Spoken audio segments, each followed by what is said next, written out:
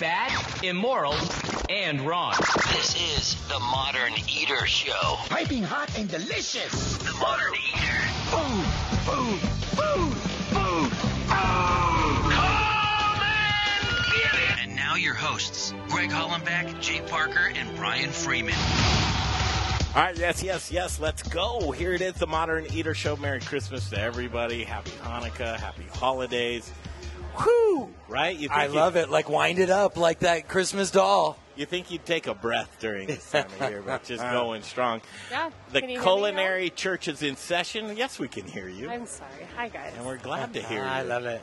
We're just saying happy holidays. Happy holidays to you. Happy holidays to you. Chef Carrie Baird back on TME. She has such a sweet voice. I love her being here. It's so great to hear you behind the mic. Well, thanks. I particularly love the show, and I actually really love radio. So. Do you really? I do. I'm an NPR level 5 addict for sure. Listening to talk radio.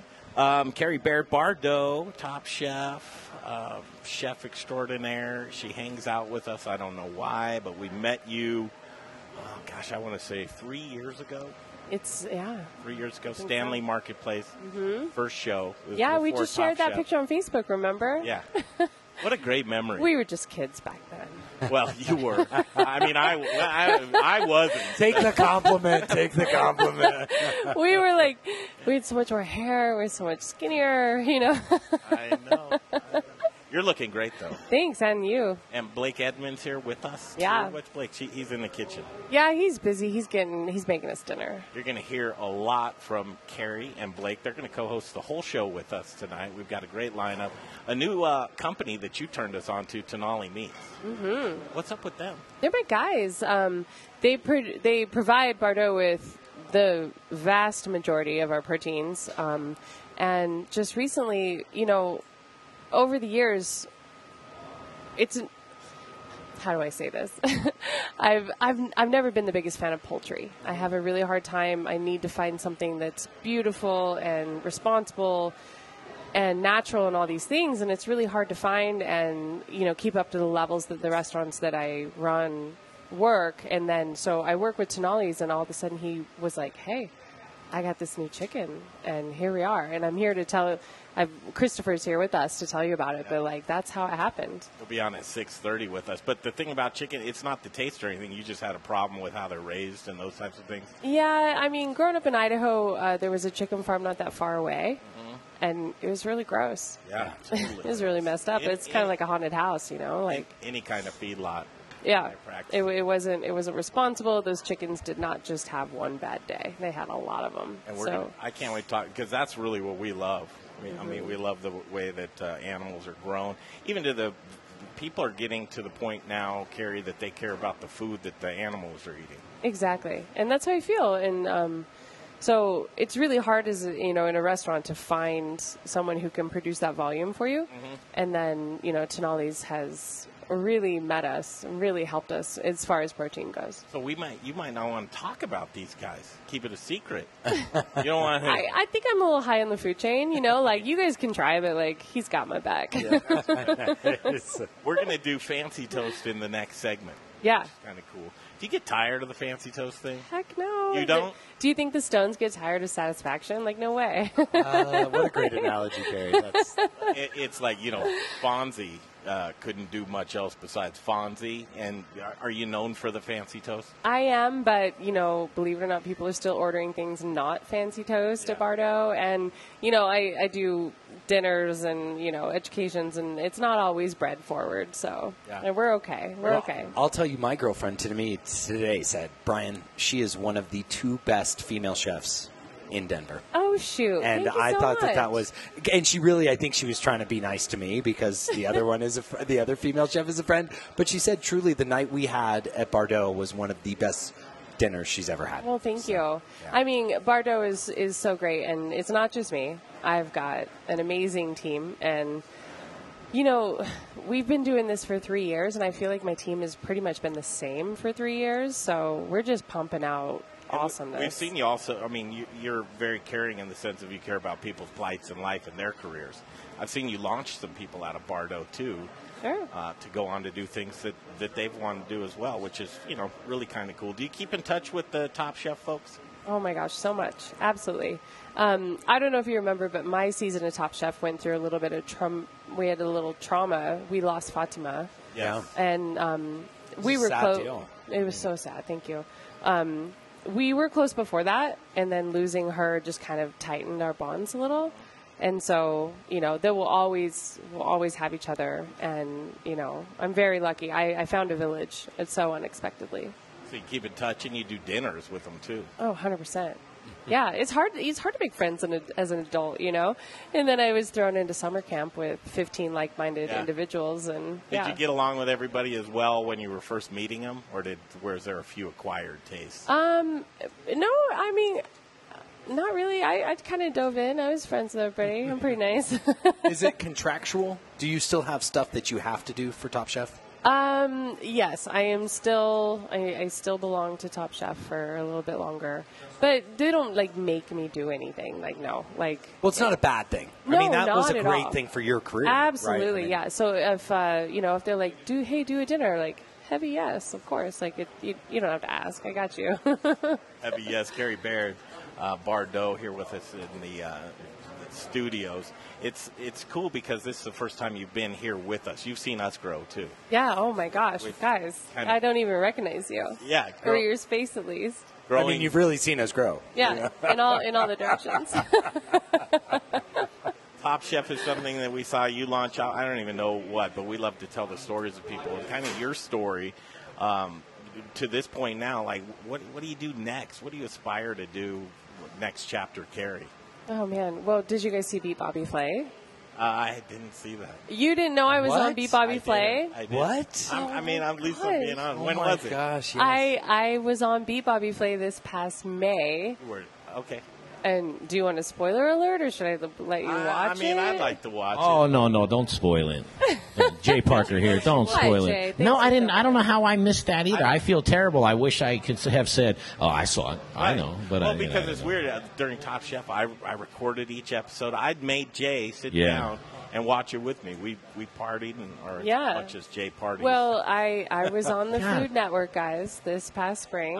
And, or Blake, when did it air? Was it October? When was Beat Bobby Flay? October? Yeah. I filmed it in May, and it aired in October. But, guys, I was on Beat Bobby Flay, and I totally did good. Season 22 episode. I totally did good, so you may want to watch it. We got to check that out. All right. Oh, but so there was another chef, though, too. Yeah, so do you guys know the premise of Beat Bobby Flay? You go in and there's another chef and you battle, and then the guest judges. Mine was Seth Meyers of The Late Show. I don't know if you guys know who that is, but he knows my name. We've hugged. And no big deal. No big deal. He invited me to He's The Late just a Show. little guy, Late Show. He was like, Carrie, check your availability. When can you come? No, he just showed up. He's in the bathroom. He's going to be on the second. He's going to come on with you next. Yeah. He's freshening up. But yeah, so you meet your chef, and then you fight, and then the judges pick the person who's most able, who they think is going to beat Bobby Flay. So I beat my friend Lamar Odom from Chicago, who's a barbecue boss, which was awesome. And I beat him with the fancy toast. I'm just going to spoil alert that. Beat him with the fancy. That's your go-to, right? Well, I mean, I think they knew it was coming, but Bobby challenged us to duck bacon. So I made him this really cool fancy toast, and but then I challenged Bobby Flay. I challenged him to huevos rancheros. Ooh, As a true I like Colorado that. girl, Yes, here we that's go. right. I'm like, she's put what? That was a little ace in the hole, though, right? I mean, the way that I thought about it was I wanted to kind of play his game, I didn't want the judges to know whose was who. I really tried to plate like Bobby Flay did. I did my research. I looked at a lot of pictures because it's a blind tasting. They can't see whose is who. They're behind a curtain, And so I really tried to plate it thinking how he would do it. That's mad genius. Yeah. So, do you want to know how it ends? No, I don't. Okay, well, I'm going to watch it. I'm smiling right now. That's all you need to know. I want to know. Yes, I mean, I know. Well, I know, but it's funny because I'm playing his game because it's already aired. But I remember during Top Chef, I tried everything in my power to get you to tell me. I bet that was like $1 million mishap on my. Yes. You know what I mean? Yeah, this Greg, it's already done.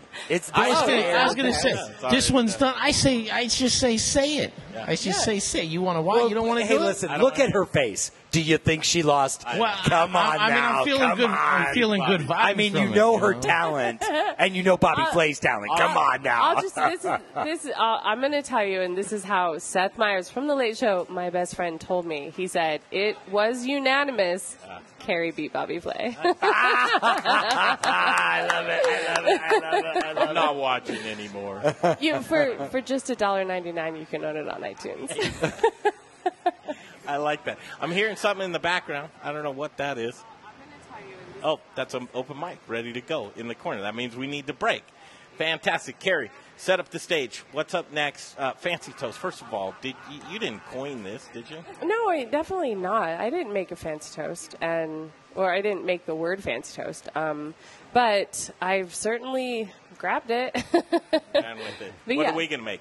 Tonight we're gonna go seasonal. We're gonna do squash and sourdough and cheese and pomegranate. It's gonna be really fun. All right, cool. So we're gonna take a break. We're gonna come back. Get your pens and paper ready or whatever. But this is kind of a cool thing. You're gonna assemble it along with us. Hear the ingredients, cameras, and have some fun. Hopefully, we'll get Blake. I feel bad because he's in the kitchen. I want him on a microphone. Maybe he's not far. He'll be right here. I love what he said earlier, though. He said someone said, "Oh, Blake, are you cooking?" He's like, "Well, I'm her sous, right?" Sous chef number one. He's my number one sous chef. He's your number one. I like that. I like that. All right, we'll take a break. Come back, Little Rich in the Little Rich corner, and we'll be back in a flash on the Modern Eater Show on iHeartRadio. Modern Eater family, it's Little Rich. Everybody needs insurance, but do you have the insurance you need? When we opened Studio Kitchen, Colorado, home of the Modern Eater, we had no idea what insurance we needed. We didn't even know where to begin. Times like that, I turn to the experts. Our insurance expert, Brian Brenning with the Ewing Levitt Agency. Brian makes the coverage discovery process easy and seamless. Here's what you can expect from Brian and the team at Ewing Levitt. The absolute safest coverage, fair, low rates, quick response time,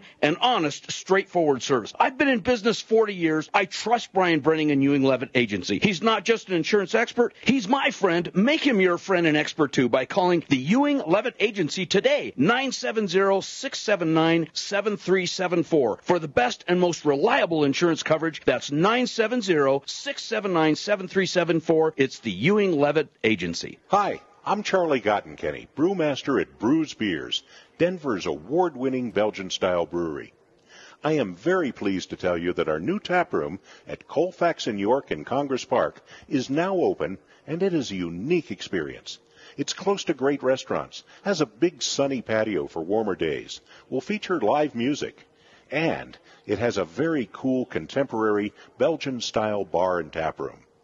To celebrate our second location, we have 18 beers on tap, including several limited edition sour and barrel-aged beers. For some holiday good cheer, try our figgy pudding and our unique champagne beer, Brut Le Grand. Check it all out on our website, brewsbeers.com. That's Brews, spelled B-R-U-Z, at 67th and Pecos, and now open in Congress Park at Colfax and York. Join us this week at either location for some serious Belgian-style badass. Hey, Colorado. This is Brian Freeman, owner of Growers Organic and a host on the Modern Eater Talk Show. Growers Organic is a Colorado sourcing company who provides Colorado's greatest chefs with the best organic produce. I've been partnering with local and regional farms for the last 20 years, and our returning customers know they can count on us over and over again. Chefs who receive the highest rating on Good Food 100 choose Growers Organic for their organic produce needs because we're experts at bridging the gap between the farm and the table. Join us in the organic revolution and go organic with Growers Organic. Look us up online at growersorganic.com. Wear black and eat spices. Hey, Modern Eater listeners, this is Zach from The Spice Guy, Colorado's favorite spice company. Spice is the variety of life. At The Spice Guy, we have a passion for sourcing the best ingredients from the best farmers all over the world. Choose from thousands of different GMO-free spices and ingredients, or let us create and blend custom flavor profiles for whatever style of food it is that you're working with. With over 1,000 restaurants, food brands, and chefs behind us, you can't go wrong when you choose The Spice Guy for all your spice needs. The Spice Guy. Spicy. Born in Breck, raised in Denver. TheSpiceGuyCo.com. Hey, this is Brother Luck from Colorado Springs. We're coming back. Owner of 4 by Brother Luck and Lucky Dumplings. I mean, he's a very, very impressive man. And you're rocking with the Modern Eater Show on iHeartRadio. Thanks up. Hey, welcome back to Studio Kitchen, Colorado. Thanks for tuning in to the Modern Eater Show. Tonight's a very special one. Myself, Greg Hollenback, Brian Freeman, Jay Parker, Little Rich Schneider, Dave Avery, and Kenyon George all here tonight, and Chef Carrie Baird hanging out in the kitchen with us. Hi. Hi. I know we keep hearing the background noise of the stations flashing back to me. It's kind of in my ears, but we move on with that. So we're going to make fancy toast right now. Cool? Yes. All right. The ingredients are all laid out. Can you just go over the ingredients first of all? Yes. So, I mean, fancy toast is such a general term. We're going to make, I mean, at Bardot, we changed the menu or the fancy toast a lot. So the first thing you need to start with is a delicious piece of bread. Bardot, I have just the world's greatest baker. Her name's Natalia Spampanito. She's got the funniest last name, Spam Benito. But she is such a bread nerd, and she makes the world's greatest sourdough, and that's what we use. So we have this beautiful sourdough, and the fancy toast is everything about building blocks. You get your bread, you put something on it to prevent anything soggy from happening, and then you top it with delicious, well-seasoned, ready-to-go stuff. So what we have here is some delicious sourdough from the Aspen Baking Company. And thank you, Aspen Baking. What did you do to the bread first? Well, so I griddled it, and you know, fat tastes good, so don't shy away from the butter. A good amount of butter. Blake, griddle it. What's up, man? Oh, look who's here. There he is. Finally, thank you. Hey, who's this guy? Hi. Guest appearance. Here we go. All right. Yes. So next we took so this is a squash forward fancy toast. My sous chef number 1 here, Blake. Number 1. He made butternut squash, and he simmered it in vegetable stock. And what else do you got in here? Cherry vinegar, a little brown sugar, a little salt. That's it. Super simple. I love it when it's that easy. It's almost like a jam. We could jam almost anything. Yeah. Yeah. I peeled that squash. Greg Hollenback himself peeled this squash. I peeled that squash. I feel a little vested. Well, do you want to? You can make the same definitely fancy toast, but you're going to have to skip the delicious sharp cheddar. Start. But so then the next step is this is delicata squash, which is one of my favorite squashes. It's a total winter squash. You can tell us. You say you were making chips. Yes, I just made some chips with those. Sliced it really thin. You can use the skin. Yeah. Didn't have to do anything. I roasted it in the oven for like 30 minutes and just sprinkled it with salt. It was so tasty. Now, Brian, how thin did you cut it? I truly went almost potato chip thin. Like paper thin. Paper thin. And it was so nice. It's so fun. Yeah. So just a good amount of this squash. Exactly. Express yourself, but Express yourself. I did express that. Express yourself. I don't want soggy toast. Am I going to have soggy toast? You don't want soggy toast unless you want soggy toast. Okay. So that's where your nice layer of cheese comes in. Okay. And then As a barrier. It's a barrier. It's your fat barrier. I like it.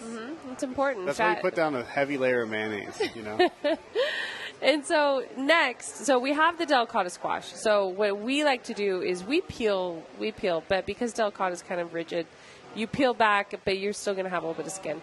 Roast these, nice salt, nice olive oil, oven until they're nice and soft. And then next, we're going to make our toppings because fancy toast is this simple.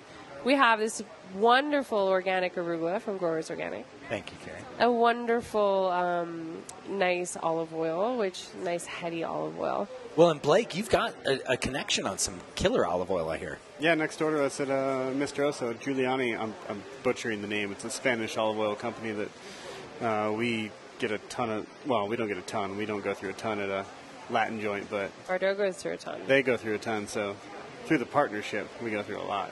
So, but yeah, it's really wonderful stuff.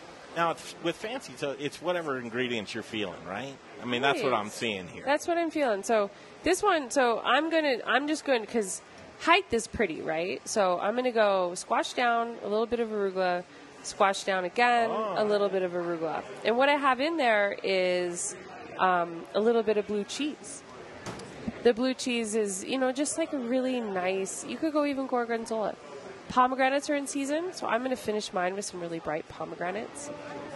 Brian made these for us. Yep, California Do you have any pomegranates tips for our wonderful listeners about how to clean a pomegranate?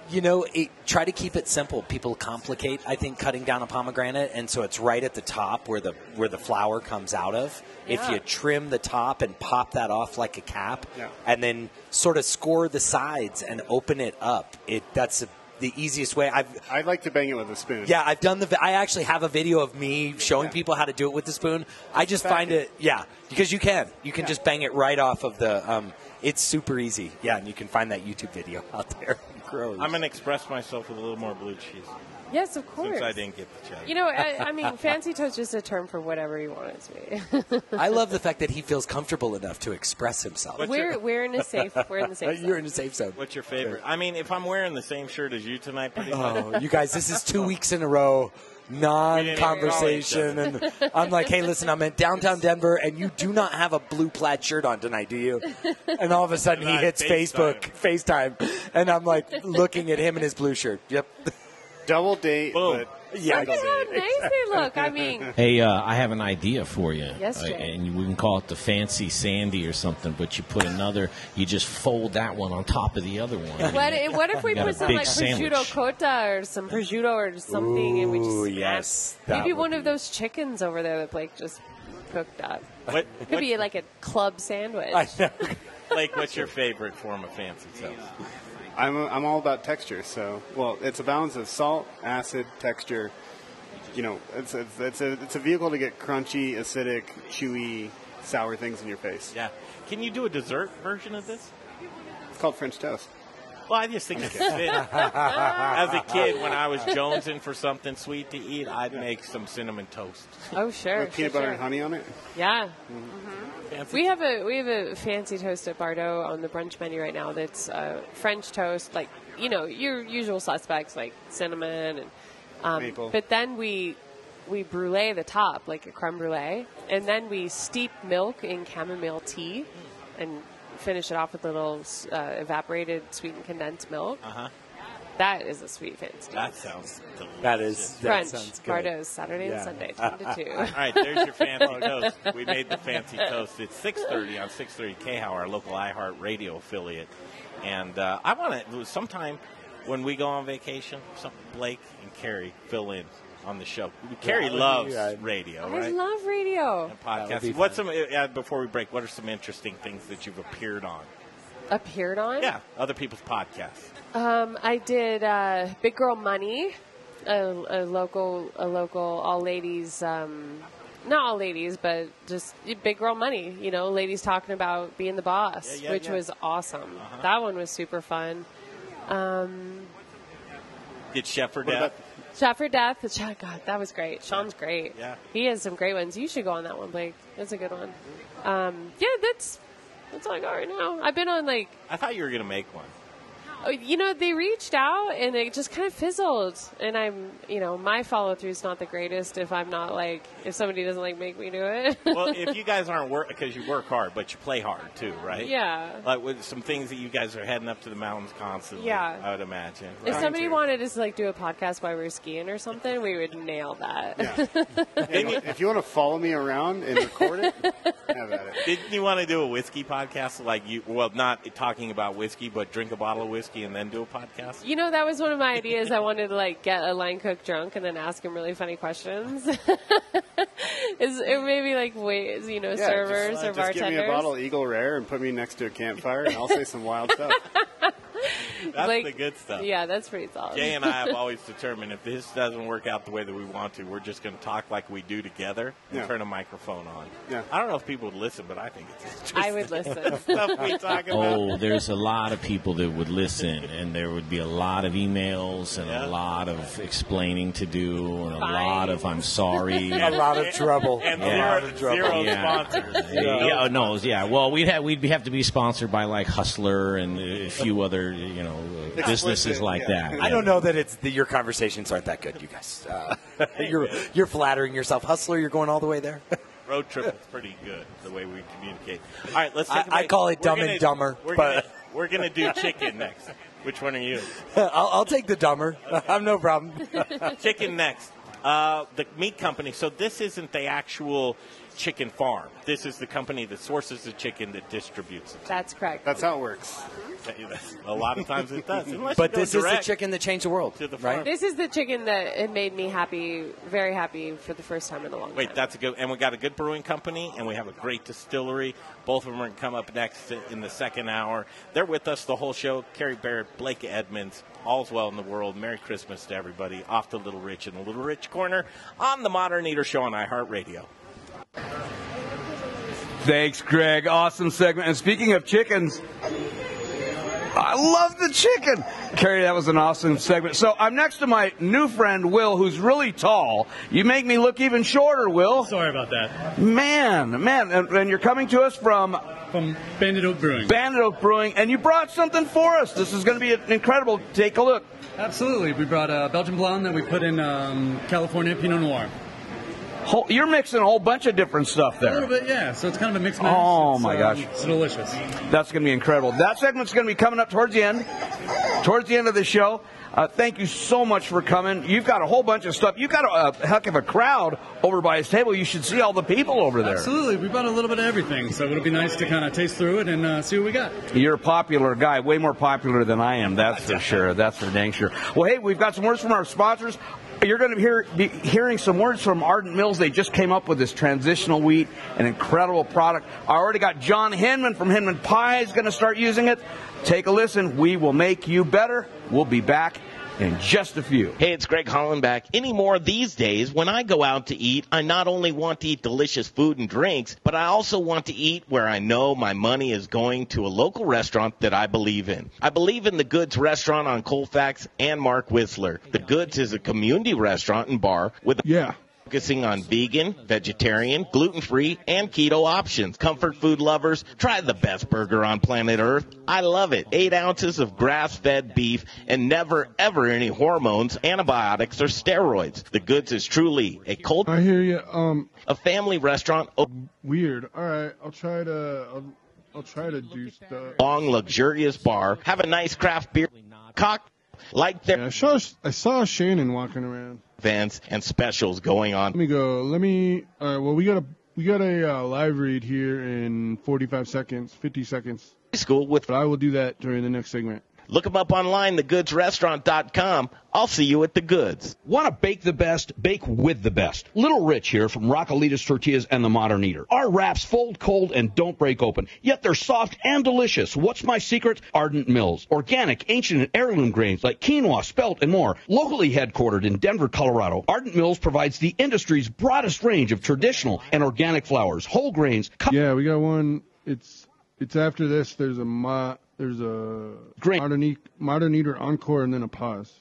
Ardent Mills, and I know you will too. To bake the best, you must use the best. Learn more at ardentmills.com. Hey, brewery and restaurant. 15 seconds till the live read. Save 10 to 20% on your natural gas bill? Of course you do. Saving money is making money. Your savings is just a phone call away. Call Brian Rizzuto now, 720-245-5771. 720-245-5771. It's Encore Energy. All right, you guys, back to the show in just a second. But before we do that, it's bread time, and it's bread talk for the holidays. Greg, I know you love bread. I love bread. Brian Freeman loves bread. We love Aspen Baking Company at aspenbaking.com. No preservatives, no artificial coloring, no chemicals of any kind in their bread. Just fresh hoagie, focaccia, ciabatta, baguette, croissants, bear claws, lobster rolls, pound cakes, coffee cakes, and more. Boxed lunches if you want to get your employees catered, or you just want to have a party and cater it. They're doing box lunches now, too. So that's aspenbaking.com, hashtag how's your Aspen. I'll say the website one more time, and then we're back to the show. Carrie, I'm going to need you, and Chef Blake, I'm going to need you, and we'll be back. It's aspenbaking.com. Hi, Michael Myers from Distillery 291.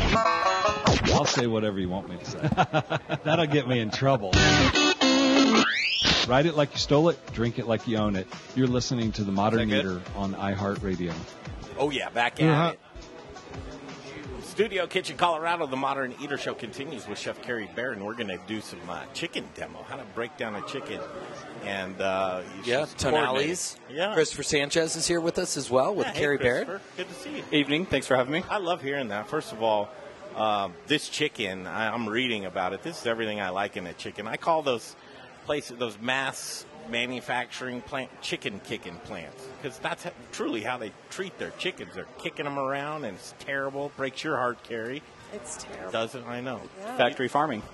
Yeah. Well, can you keep a chicken like this economical for a chef like Carrie who needs?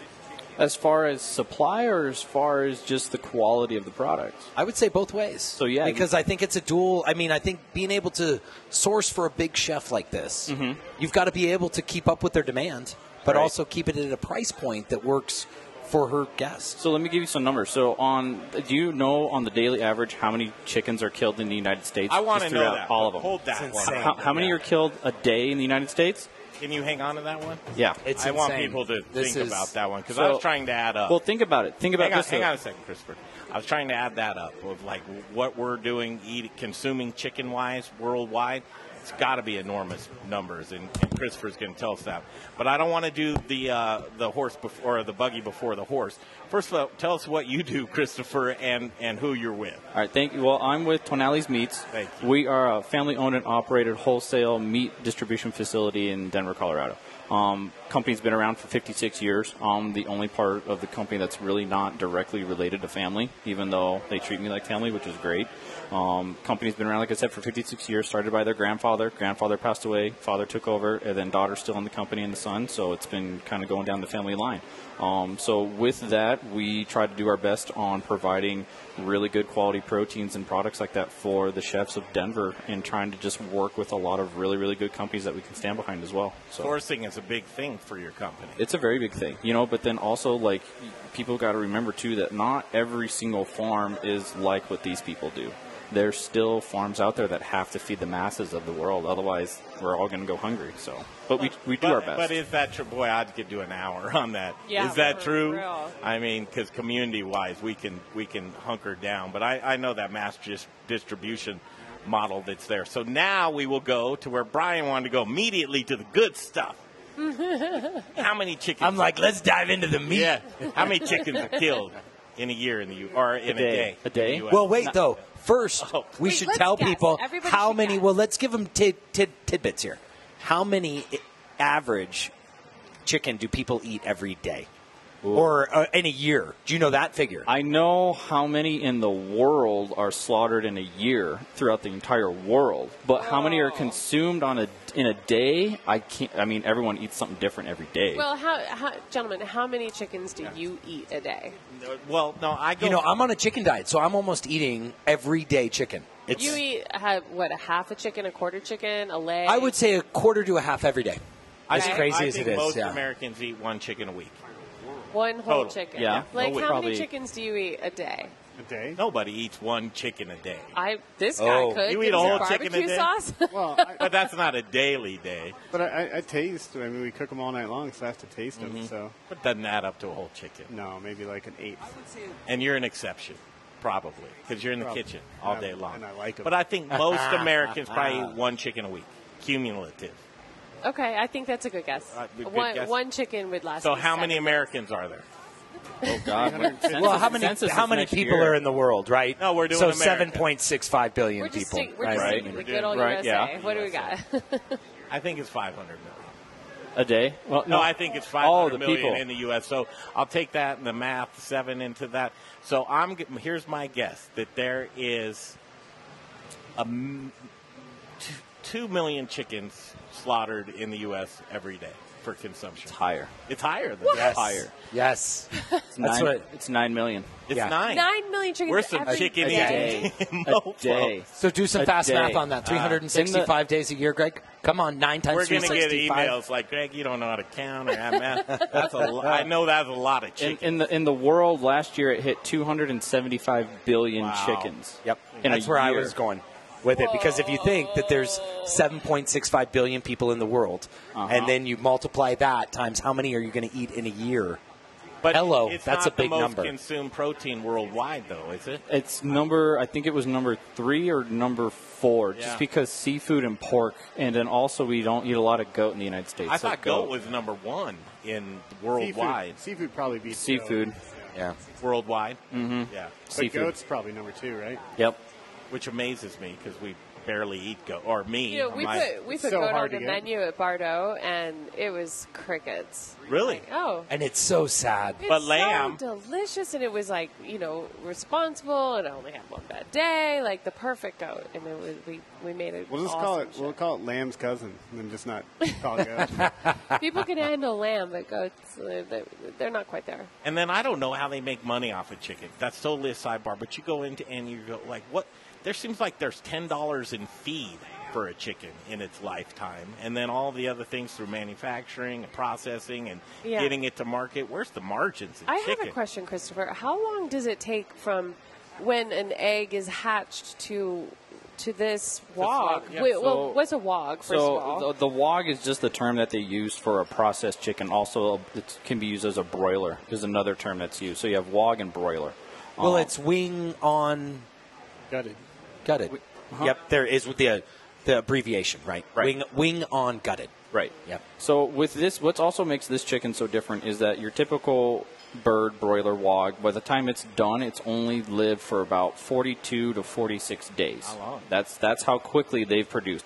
These chickens are slow growing, which is a number one important factor because since it's slow growing, it has the time to actually mature properly, skeletal structure, muscle structure, bone structure, healthier immune system, healthier organ health, healthier everything all the way around. So these birds are anywhere between 55 to 65 days. And the reason why that there's a 10 different day gap is because the smaller birds are going to be the little hens, and those ones are about 2.5 to 3 pounds when they're done. And then the roosters, like we have here, this is a rooster, so this one's 3.5 to 4 pounds when it's done. So that's where it needs the extra couple days to get to that mature weight. So these guys are hanging out, playing dominoes. You got it. Harassing him. But you guys, in the big picture, that's a short time. 60 days. I can grow a whole head of romaine in 60 days. Exactly. So that's not a lot to raise a chicken. No. I mean, I would have thought you would have said 6 months. So think about it from this perspective, too. For the amount it takes you to grow that head of lettuce, companies are able to mass produce and pump feed into a commodity chicken that you're consuming in under 42 to 46 days. And then you'll see an issue. I don't have a picture of it with me, but there's also an issue where you'll see when chickens with their breasts, with these breasts especially, the muscle fibers are extremely fine. There's multiple muscle fibers, so that makes for a tender chicken. On the bigger produced chickens, the muscle fibers are really thick. And so that makes a tougher breast, right? So when their wings go up and down, they exercise the breast muscle, and that helps in that part of the genetics, right? When it doesn't do that, then you start to see things like tumors in the breasts. You get what's called like the woody breast issue, where the chicken's really tough. It's really rubbery. Like when you go to the store and you see that stuffed chicken breast and it weighs 6 pounds, it shouldn't weigh 6 pounds. So it's just it's terrible. It's been fed so quickly, and Makes you not want to eat it. But then you seek these things out and you feel better about it, and the quality, it tastes better. Right. But these responsibly grown chickens and brought to harvest, you can't help but think a happy chicken's going to yield a better meat because of the hormones and going to harvest. It's just terrible, right? I mean, the trauma that a chicken goes through in one of those mass production plants can't taste good in the meat. No. And one of the things that you notice right away with these is there's a nice yellow hue on all of these chickens, on all the skin. And that is just an extremely healthy bird. When you go and you buy a bird at the store normally, they've been water cooled, they've been waterlogged, so there's a percentage of water in the chicken, and then the skin is almost like a really opaque white. Can you do 30 seconds on that, air chilled versus that? So air chilled is when the bird is just being chilled naturally through really cold circulated air through the whole carcass. And then when you do water chilling, you're speeding up the process because there's so much volume that they're taking the chicken once it's being cleaned and they're dipping it in water to cool it down. And then they're doing that multiple times. So then what happens is over a period of time, even though they're still hung and they're dried, it's not for the entirety of the chicken's cycle before it's packaged. So then that's why sometimes you'll see on a package may contain up to like 3.5 or 6% water. That's why, is because you see the chicken going through water chilling tanks. Christopher Sanchez dropping knowledge. I know, and I got a question behind that, but we got to go to break, man. But when we come back, got a question up. We'll come back. But we are going to butcher these chickens down. Carrie, take it away. What we're going to see in this next segment, though. Well, we are going to. Christopher doesn't know the cut. We're going to spring on him here in a minute. So Blake and I are going to walk him through it, and then we're going to cook and eat one of these delicious little birds. I love that. What, chef charcuterie with Carrie Baird, or I guess cutting? I mean, it might be lessons. the hardest Cutlery. thing ever. Like, Blake, describe how to break a chicken over the radio. Do it really fast and get a lot of them done. You've got 20 to do today. Now, I'm a guy who does a full chicken a week. I actually buy the full chicken. Do you buy a raw chicken or a rotisserie? I buy a raw chicken. Good for you. Yeah, how do you season it? You want to hear this? Okay. So I lift up the skin, right? Make sure I get under the breast, lift up the skin. I get some paprika in there. I get the minced garlic already done. Put that in there. You buy minced garlic? I'm sorry, but yeah. Friendship terminated. Really? L-A-Z. Hey, it's better than it was just the powdered garlic. I mean, Oh, at least geez. I'm going that far. So, and I'm getting a little bit of oil on top of this. I'm getting salt, and I'm getting pepper in there. The paprika is the number one thing for me. And then I put a little bit of mustard powder in there. That's my secret thing. I love mustard. And then I make sure the outside and the inside, because I want that chicharron tasting delicious when I'm done, that skin. But sometimes it's anticlimactic that you pull that skin off, and then you've left your breast naked, and it has no seasoning. Nope. So I'm going to make sure that's seasoned up as well. It's like an hors d'oeuvre, the skin. But it goes through a few meals. It's course one. It goes through a few meals, from tacos one night into sandwiches the next day, and then using the carcass and throw it in. Yeah. And if you're doing one a week, you should have a big bowl of chicken soup for everybody every Saturday night. Probably live, should. All right, we've better gone bring over it. time. We're going to come back. We're going to do some butchery. This is cool. Tonali's is here with us. And Christopher Sanchez. Of course, Blake Edmunds and Carrie Baird. All's well in the world. We're going to do a lot of booze in the next hour. So stand by for that. In Studio Kitchen, Colorado, off to the Little Rich Corner, which Carrie Baird loves. We're going to have Carrie do a thing to introduce the Little Rich Corner every time it happens. That'd be pretty cool. All right, there he is, Little Rich Corner. We'll take a break. Come right back on the Modern Eater Show on iHeartRadio. Thank you, Greg. I'm back with Steve. I did a rare thing. I brought Steve back on. Usually I just have people on in the corner for just once during the show, but you had so many people over there, and there's so many different bottles, I had to bring them back. And look at this. So now it's Applejack. Is that correct? Applejack? So it's Applejack. So what this is, it is a Colorado apple brandy. It's a single pass through a small copper still. Then we lightly oak it. We put it in a bottle. Really simple, great ingredients, all Colorado ingredients. And what I like doing with this is I like taking 2 ounces of this, an ounce of Torino-style vermouth, a few dashes of bitters, stirred, served up with a proper cherry. Colorado Applejack Manhattan, simply wonderful. Oh, my gosh. Well, I'm afraid if I start drinking this, I'm going to start talking into this like it's the microphone. This is 40 proof? That's 40 proof. Holy cow. That's lightning in a bottle right there, baby.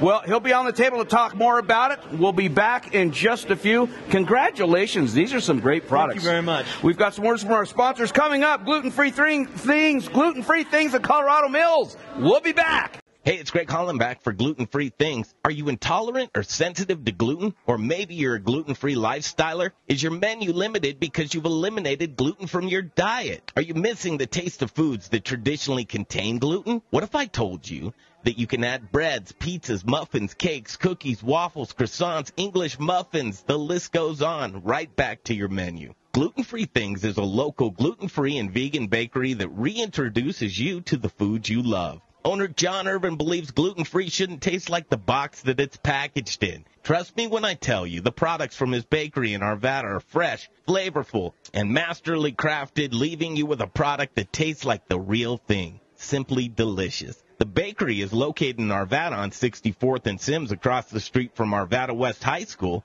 Check out their website at glutenfreethings.com. You'll be amazed with the variety of gluten-free products they make. And chefs, don't leave your gluten-free restaurant guests without options. Contact John at info@glutenfreethings.com. That's info@glutenfreethings.com to see what he can do for you. Give him a shot. 11651 West 64th Avenue in Arvada. It's Gluten-Free Things. Hey, chef friends, it's Little Rich here from Raquelitas Tortillas. Raquelitas, known for hyper-local, innovative, and healthy tortillas and chips, served by Colorado's top chefs, and that's why we only use Colorado Mills sunflower oil. If you, too, want to serve the healthiest, most vibrant-tasting foods, you must use Colorado Mills. Colorado Mills is hyper-local, Colorado-grown, cold-pressed in Lamar, Colorado. Whether you bake, fry, or saute, get your Colorado Mills today. Available through Shamrock, Growers Organic, and Dawn Foods. For the best oil in the business, use Colorado Mills. Hey, it's Chef Elon Wenzel, owner of Element Knife Company. If you cook, then you'll know the importance of a quality knife and proper care. My training in Japan exposed me to exceptional cutlery. That's why I am so excited to offer you the knives I fell in love with. Element Knife Company is chef-driven, and my goal is to support and educate. Get at me for a knife clinic or conversation. Find me at elementknife.com or by simply calling 303-460-4628. For the best knives in your kitchen, think Element Knife Company. Listen up, barbecue lovers. Greg Hollenback here for Proud Souls Barbecue and Provisions. Proud Souls is Denver's authority of all things barbecue. Do you rule your neighborhood with the best backyard barbecue? From beginners to pit masters, Proud Souls has all the equipment you could possibly want. A variety of wood, pellet, and charcoal grills and smokers. Award-winning pit masters and owners of Proud Souls, Dan and Tony, have a passion for barbecue, and it shows. Located on 25th and Federal, Proud Souls retail store is bursting at the seams with your barbecuing essentials, the Spice Guy spices, and superior flavored fuels for your pit like hickory, mesquite, oak, pecan, cherry, apple, peach, maple, grape, and a variety of blends. Hit their website, ProudSoulsBBQ.com, for delicious hands-on barbecue classes and get information on current promotions and deals. For the best in barbecue, locally owned and operated on 25th and Federal, there are guys. Proud Souls Barbecue. Coming back. That's ProudSoulsBBQ.com. Feed me now! This is the Modern Eater Show. That's right, boy! I'm starving! And now it's time for In the Kitchen. How am I supposed to keep on feeding you? Kill people? Brought to you by Proud Souls Barbecue and Provisions. Award-winning competition cooks and purveyors of specialty barbecue supplies right here in Denver, Colorado. ProudSoulsBBQ.com. Feed me all night long. Welcome back to Kicking It with Carrie. Your NPR show. Kicking it in Carrie's corner. Welcome, everyone. This is where we talk about food, love, life, culture, and most of all, advice. If you have... Yes. Anything you need, I'm here. Can we open the lines? Yeah. Well, here's a couple comments. Erica Hartman, we love you, Carrie and Blake. Oh, Erica. You guys and your food are amazing. Denver and Colorado is lucky to have your town. Oh, that's our girl. That's my sister-in-law. Yeah. Does it Right. count? I have my mom, yeah. 100% it counts. Anne Marin McKessick. Anne. Anne. Mama Anne's in. Hey, Anne. Check out what she says. Hi, Carrie and Blake. Wish we could hear you instead of the commercials. Oh, come on, Ann. That's what pays for the programming, Ann. And keep the sass down. Come on, Ann. Get it together. You know what's funny is I like that comment, and then I'm like, oh, dang. I'm like, that's, I can't take it back now. They pay the bills. They keep the lights on. Christopher Sanchez, Tonali Meats here with us. We're going to break down some chicken. So it's 6:54. We have until 6:58. We're going to do a couple of things here. First of all, Carrie, I'm just going to throw it to you. Okay. Well, let's break down a chicken. It'll gov up, everybody. These are larges. I'm a medium. So. Blake's ready, man. Yeah, Blake's ready. So I'm going to let Blake drive the bus on this one. Why? Well, I mean, first of all, this is what I think we should do. There's three of us, but there's a fourth chicken. I think number 4 should be we time Blake. We got the timer right. Okay, great. I think so. We're going to walk Christopher through how we break down the chicken we're about to eat. But then when we're done, Let's see how fast Blake can do it, because I think it's going to be like Superman. You got the camera right on you. Yeah. So, Blakers, talk us through this. I personally, there's so many ways to do it. I like to start with the wings. We take it off. So the wings Flip are it around closest towards to us. yourself. The feet are far away. The feet are away from you. Now always at the knuckle. Right at the knuckle. And then just pop it out. It should just pop out. If you did it right, it just kind of comes right There's out. the knuckle there. It's pretty loose at this joint. Yeah. And you know, Christopher, the first thing I noticed when I butchered these chickens the first time is they're dry. They're not wet. They're not sliding around. Well, the skin is thick and it's tight and Yeah. it's strong. It's not like loose and beat up. And Really, really great. Is it weird to have cooks and chefs talk to you about how the skin on the chicken and how it's not dry? Oh, I love mean, it. it's People interesting appreciate because that. like people don't quite get that when you see a really good quality bird. Well, in the first rule of like getting like something crispy or get caramelization on something is to have it dry. Yeah. So if you have this Water, you're screwed. Yeah, water, you're done. You're gonna but get burned. these dry birds, like, look at that skin. All right, like, see if you can do anyway. that one. Okay. So then you start chine bone here, right down the middle. Just kind of make a little incision. And then you feel for that breastplate there. 2 minutes. And then work. I usually start with the left side. And then you I'm find the the left wishbone side, here. too. It's on the back side. I'm going to buy us another minute. I'm going to talk to Don back at the studio. Don, thanks. And you work your knife. Like, picture this is like the carcass. You're just kind of working it down the side. We're just riding the side of the blade, not pushing, just riding it down. Not pushing and using the sharpness. And the most important thing is here is to have a sharp Knives. Always sharp knives. Always sharp knives. We Hey, don't Don, mess around. buy me a minute back at the studio so we Yeah, can break I at got you. 59.50. Thanks, brother. I can talk faster. No, you're good. I can go auctioneer. We just want to make sure And then we just work at the same side. The other side, pardon me, not the same side. And then at this point, I flip the bird around. You've got the carcass pretty well splayed out. And then you follow your wishbone down right here, and this is where you find the joint for your drumsticks. And you just literally push down, pull back at yourself, and you pop that joint. And then at this point, I hold the thighs like this, and I pop them out of their socket. Just like, pop. Yep, you feel it. And then you flip the bird over. You got your drumsticks that are already disjointed, and then you follow this line right down here in the middle. You can even make a mark. You just grab that skin, I like that move. You make the little mark.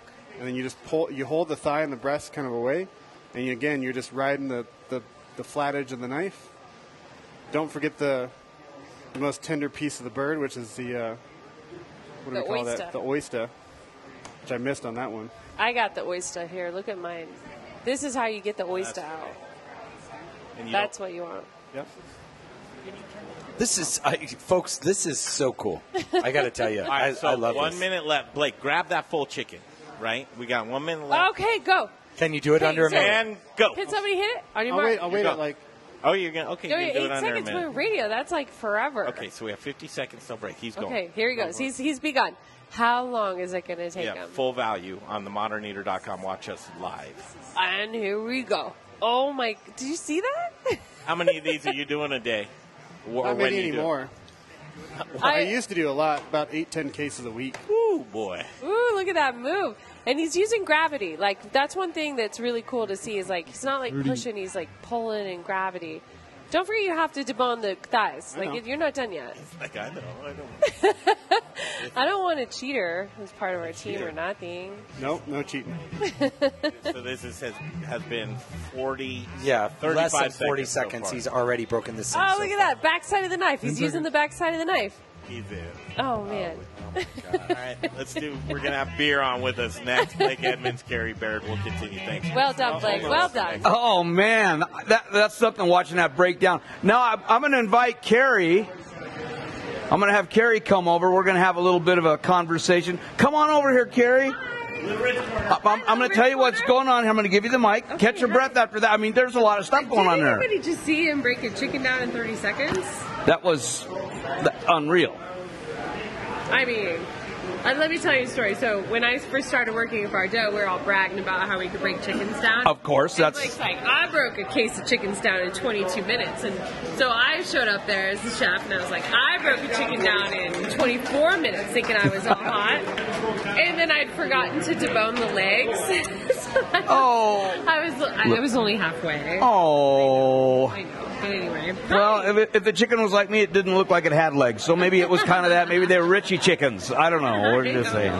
Thanks for coming back to see us. You're one of our favorites. You're such a sweetheart. You light up the whole kitchen. Oh, you're so sweet. It's Truly. a beautiful kitchen. I'm glad to be here. It's Thank my you. honor. Thank you. We're working on it. We're working on trying to make it better, more community focused on our culinary industry. You're doing a good job, and you're on the right track.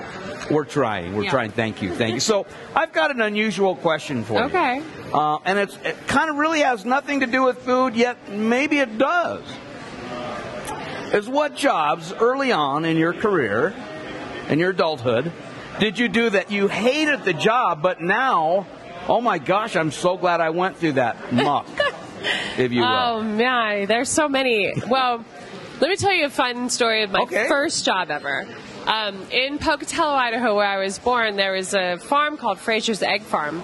It was a big egg factory farm, really stinky and gross. But outside of it, they had a few acres of berries. And so they would pay you $5 a flat to pick berries. And you could do it before you were of, like, I think I did it when I was 13, maybe? Oh, my God. Like, we weren't of working age yet. But so you'd go there and you could pick a flat of berries and they pay you $5 flat. So me and my girlfriend went, and my mom dropped us off, and we were to, make $20 or something. Yeah, like, oh, man. And so 8 hours later, we were so sick and full of raspberries. We'd eaten so many. And I have this very vivid memory of laying in the rows and looking through the bushes at her. And we're just like dying in the sun. Like, how do they do this? And why would they do this? We made $5. Oh, my gosh. Oh, that's too funny. And we were there for hours. And it was so hard. It was the hardest job. But it made me appreciate, like, especially raspberries. Like, yeah, I was going to ask you, do you have emotional baggage against raspberries? If someone says, look at this raspberry, no. There has to be a better way. They can't possibly be paying people to pick them one by one, because not only was it hot, it was Idaho summer, it had to be 100 degrees, but we ate more raspberries than we put in the flat. So the farmer couldn't have liked that. The yield was off a little bit that our day. mothers didn't send us with lunch. We ate the raspberries. Oh, it was awful. That's so funny. But, so everything else after that had to seem relatively easy. Well, sure. And then the next one, I worked at a diner in high school. And, what'd you do? My first real job, I was a waitress, and I wore this horrible muumuu that was 2 times too big, and I had to wear nude tights and black sneakers, and it was a coffee shop, and back then you could smoke inside, and so it was a 24-hour coffee shop, so people would smoke cigarettes and drink coffee.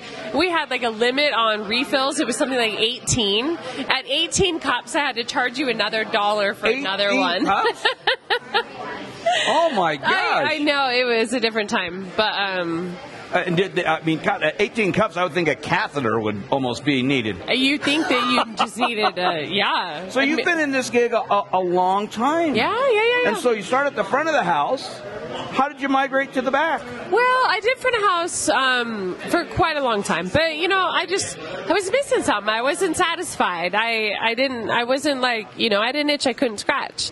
And so I made the move. I was just like, I was tired. Like, I was making good money. I was happy. I was content. But there was something I wanted. I wanted something more.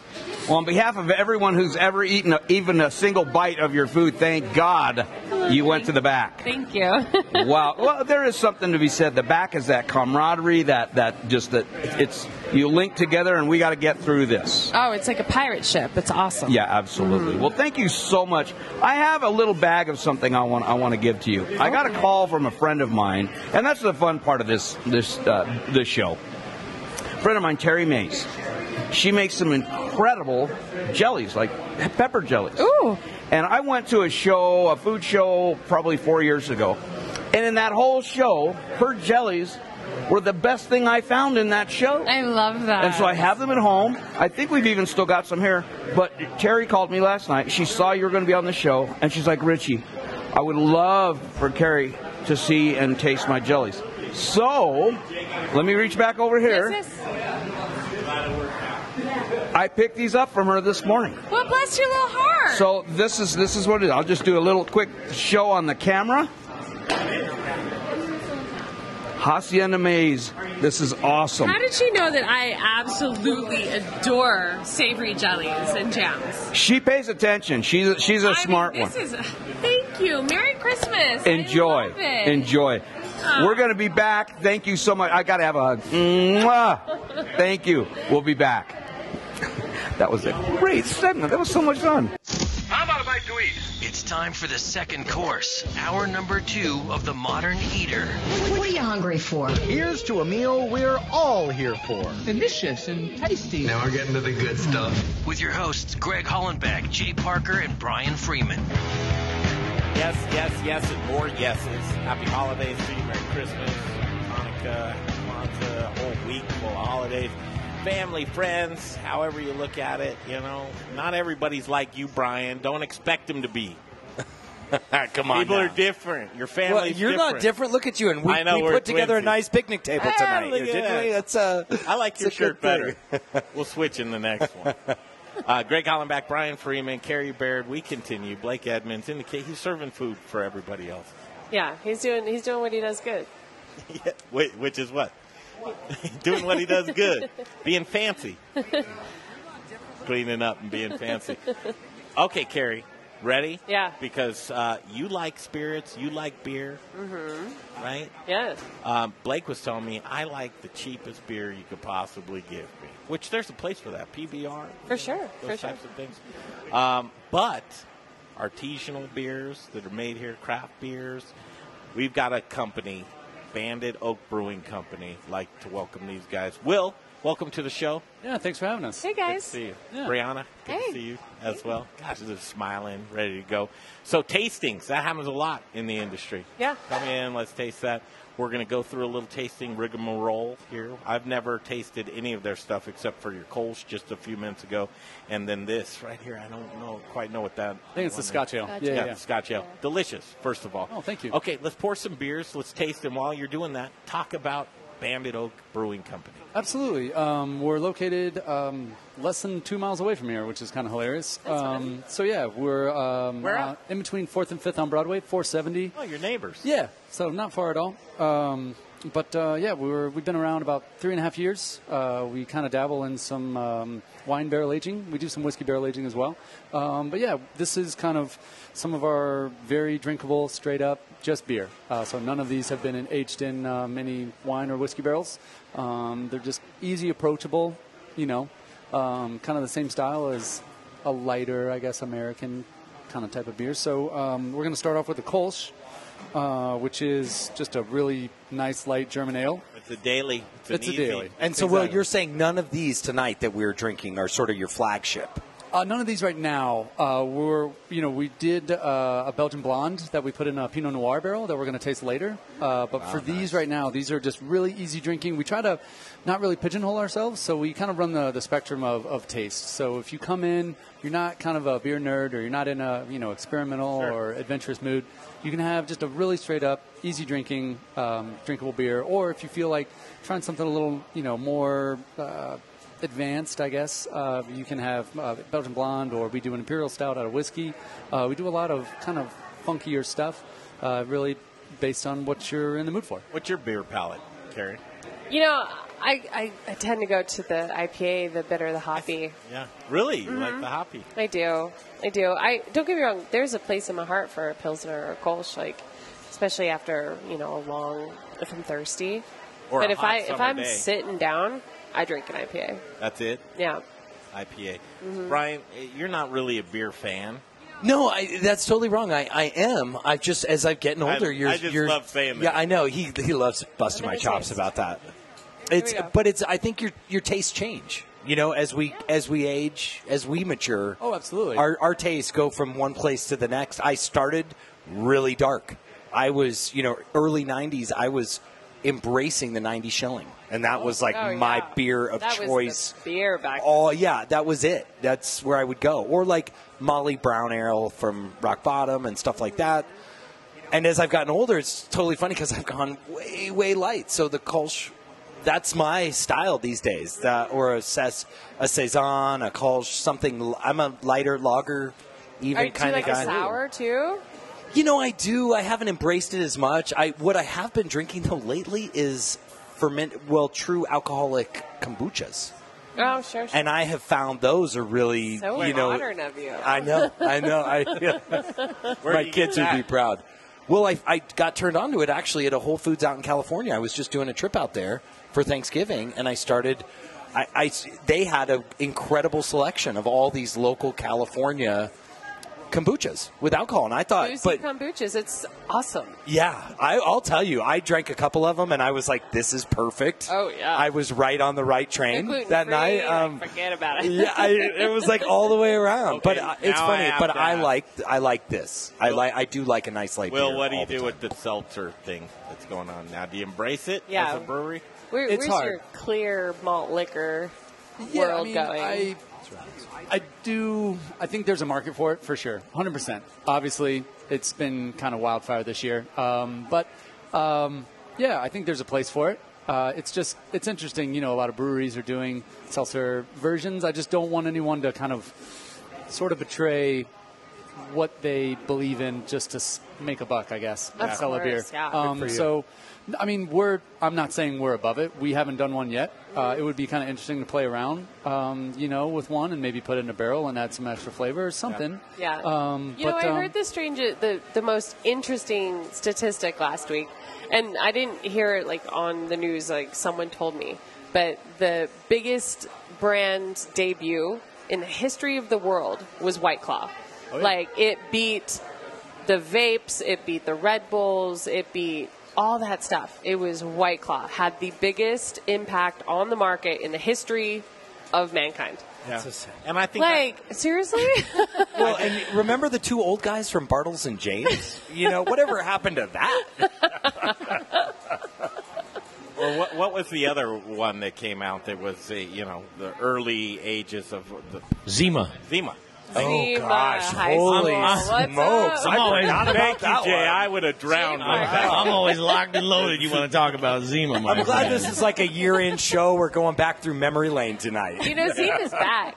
Is it really? Oh, totally. We could go to the liquor store and get some right now. Not that we're going to, because I like IPAs. I want to talk about this but I got beer. to tell you, this is your Kolsch, right? Well, and this is awesome. Thank you. So here's one thing that a lot of people do with their beers: is they find one that they like and they don't go away from it at all. I was like, give me some more of that Kolsch because I love it. Right, totally. Right, but I want to try these other beers here. No, absolutely. I mean, people are definitely creatures of habit.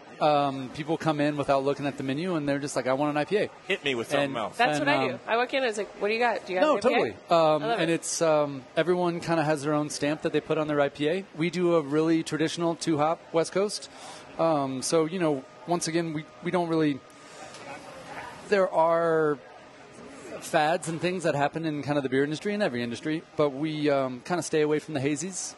We don't really know its shelf life, and kind of when it starts to get some particulate and some things in the beer, it's not really my cup of tea. What does a hazy mean? Hazy essentially means there's a lot of yeast in solution, so it's that's what causes that kind of opaque character. And hazy is literally that, like it's cloudy. Exactly. Yeah, exactly right. So obviously it started in New England and was a big deal, and it was people who kind of half filtered or not filtered at all any of their beers. And for my personal palate, I like more of a clean, just kind of drinking experience, I guess. I don't know how else to say it, but yeah. Well, why was there that race? It seemed like people were going with these IPAs, making them so. I guess they're calling for a break, but it's an interesting conversation because some people that like the IPAs, it's too much. I mean, to me, it's like you taste it, your mouth, it's like pucker. It's over the edge. And Carrie's not like, that's exactly what I like about it. I don't get any of that. Interesting. Okay. It tastes complex and cold and satisfying and high in alcohol Brian usually. He's a super taster. Well, Brian is a super taster. Some things so really are overwhelming. I mean, I get it. It's a terrible affliction. Oh, come on. It's not terrible. I know. I love it, but I hate being that guy. It tastes that's like soap, man. Yeah. No, that's a special All I get cilantro is- person. That's not me. All right, I love cilantro. let's break off. This is too cool because I'm having fun with this company. This is Banded Oak Brewing Company, right? I keep looking Banded at it. Oak. Yeah. Will and Brianna are here with us. We're going to continue. Carrie Baird's going to stick around. We're going to get into some more barrel-aged stuff next. Are you listening to that feedback on there? I can hear it. You can hear that. Woo, it'll drive you crazy. That was 2 minutes ago. If you wondered what you said a minute ago, just be quiet. You can hear it now. So does that mean we can cuss and they're going to fix No, it? you cannot. You cannot. But I have a feeling that Carrie Baird can say whatever she wants, especially on TME, the modern era. She did beat Bobby Flay. I mean, you know. Yeah, she did beat Bobby Flay. Yeah. Okay, we'll come back. Barrel aging. It's cool. Is it a fad, Brian? Do you think? No. No. I think it's just the beginning. I think we're right at a new place where, because it's going on in many different methods in the alcohol production, in my opinion. See the segue? We're going to do some barrel-aged beers, and then we're going to go into some straight distilling with Golden Moon, and they'll be up in the 7:30 portion of the show. So we'll continue right here from Studio Kitchen, Colorado, off to Little Rich in the Little Rich corner, and we'll continue on the Modern Eater Show on iHeartRadio. Yeehaw, we're getting close. We're getting close. Hey, I got my tall friend Christopher here from Tonali's. Tonali's, Tony correct. and Allie. Yep. And he was mentioning something to me he wanted to bring up. Go ahead. Yeah, I just want to make sure that people really understand the difference and what makes this chicken so special. So I really want them to go to cooksventures.com.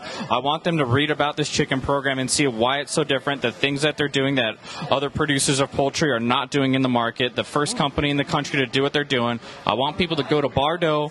I want them to order this chicken dish so they can see for themselves what is making this program such a success and why it's so different.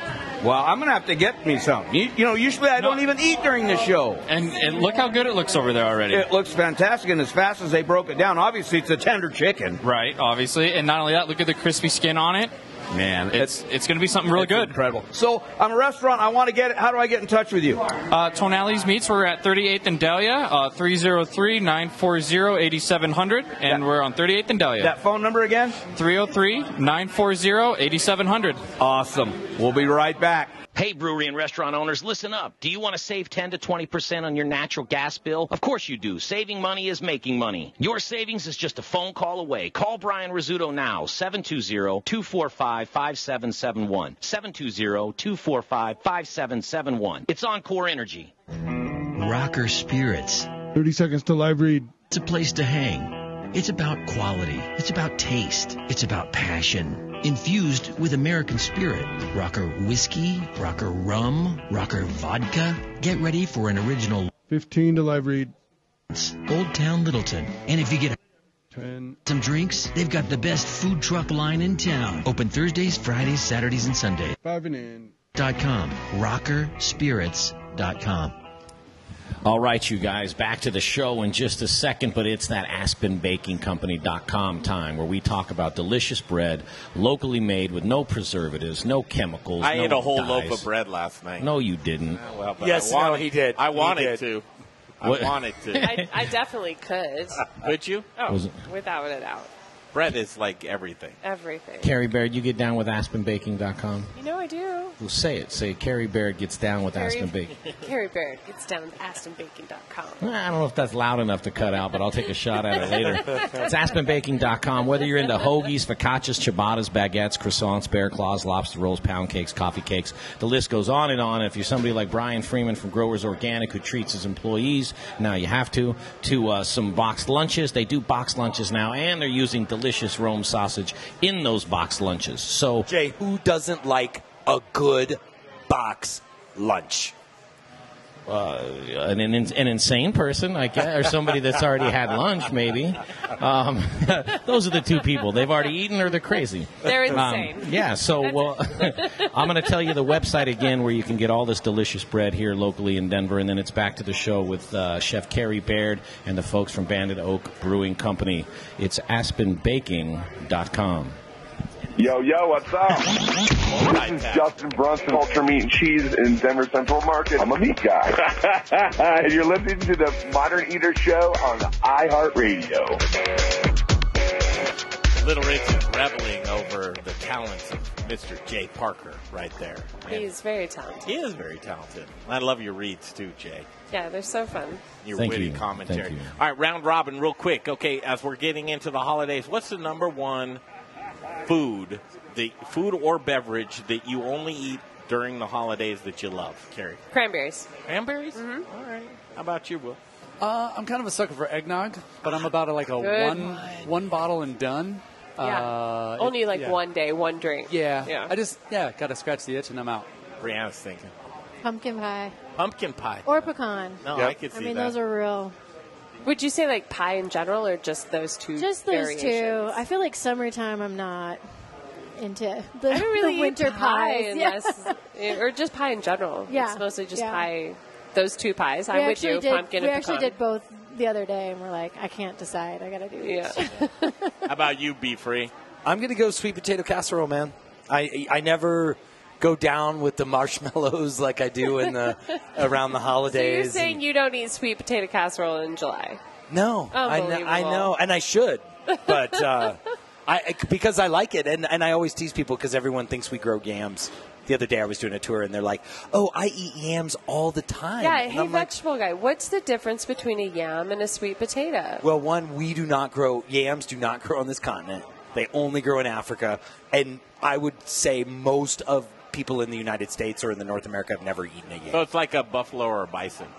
Yes, we only have bison on this North American continent, but we call it the North American buffalo because we're the best. We're That's Americans. a whole other conversation. not- Back to the I know. root, to the tuber. Yeah, so it is a tuber Okay. and a yam, but it's really interesting because a yam is truly more of a starchy tuber than the So potatoes. why did we start calling sweet potatoes yams?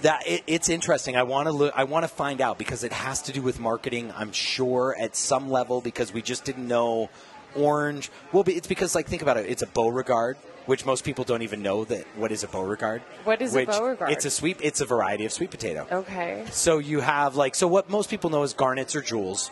Yeah, we I know try that. to categorize everything into garnets and jewels, but you've got your O. Henrys, which are your white sweet potatoes. Delicious. Yeah. What about the purple variation? Well, the Japanese. Okay. That's your Japanese potato, but we call it a Japanese yam. That's Yeah. when And you're in it's- your best, Brian. Really talking produce. Oh. I call him. I'm like, what? Oh, we had a comment. I know. Where should you store this, Brian? Should my tomato be in the fridge? No, it'll get milly, and you don't want that. How mushy. dare you? Yeah, put your tomato. But I like a cold tomato, so now I'm just chilling it a little bit before I eat it, and I mean all kinds of weird stuff. Yeah. Back to beer. Yeah, okay. Sorry. Next episode. That's Modern right. Eater. Well, no, we could. I would love to geek out with you anytime, Carrie, on that because there's a lot of things around that. A Jerusalem artichoke. We digress. Beer. Yeah, Here we beer. go. And by the way, Get him going. this IPA though, I will say, super mild and right in line with what I well would say done, Brian. Well is done. a tasty IPA. Good segue. No, seeing you light up when you talked vegetables was it was impressive. It's for sure. right, Yeah, right? it's Like a light comes But yeah, on. it was amazing. Thanks. But It's my groove. yeah, It's, exactly. It's Strike zone. It's his Yeah. thing. Yeah. But yeah, so we also If you brought. ever need to ask him what you should plant on your balcony, like I do, Oh, where the good. exposure is and the best. For sure. Okay, we Or should you refrigerate or not, peel or not? Yeah. Like ask this onions, guy. potatoes, tomatoes. Is there any use for carrot peelings, Brian? Ooh, yes. Light up again. Amazing. I know, like he's amazing. And please, can we talk about your Of beer? course. Yeah, no worries. Barrel aging. All right, so I set it up before the break. Barrel aging, is that something that are you just showing off? I mean, no. No, I mean, so, to very much boil it down, wineries, distilleries, it's essentially waste after, use. So you either use it in beer or use it with furniture or decor. So there's not really a lot of uses for all these barrels that are being essentially thrown away after they're being used to make wine or beer or wine or whiskey. So we specifically do a lot of wine barreling, so mainly from California. Dumal is the name of the winery, so they do a French oak, and it's absolutely delicious. Can I get down on it? Oh, absolutely. I'd love to do that. I don't. Can I That's such have a fancy bottle. You want to pour out? I need a dump bucket. Need a dumper? All right, we got that. We got another glass here too. Oh yeah, we got extras for Brian's sure. coming. Here he comes. So, if the winery doesn't reuse, do wineries not reuse barrels? Like, is it a thing? Do they hit the landfill? I mean, I feel like there's so many barrel-aged things this day and age. Like, is there actually barrels that are hitting the landfill? Oh, I don't know And about do you landfill. and you as the secondary consumer, do you have to pay for them? And is it expensive? You have to pay for them, absolutely. It's not overly expensive. I mean, it's definitely a cost. The freight might get you. What's that? The freight might get you. The freight, yeah. Right, because you have to get it here. I mean, like, are there Colorado wineries? Like, there are. Come on, these guys are hyper local. They know the peeps. We get you some fucking. We can introduce you. We can introduce Get that back there, There's a Don. dump right Don, there. hit There's that, Don, please. Go ahead. No, so me personally, my family's been associated with a wine label in California, and that was the Sure, Connect sure. originally. Just getting really well-used barrels that are good quality, all that kind of stuff. Just like in cooking, it's all about the ingredients you use to kind of make what you make. And so with this, we did a little bit of Pinot.